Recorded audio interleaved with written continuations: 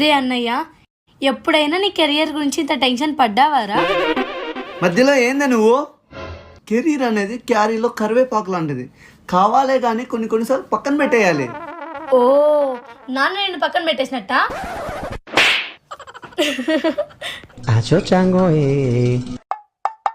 రే ఆ రిమోట్ ఇరా. మా నువ్వే కదా మా నిన్ను క్రికెట్ చూసుకోమన్నావు. అది నిన్నరా.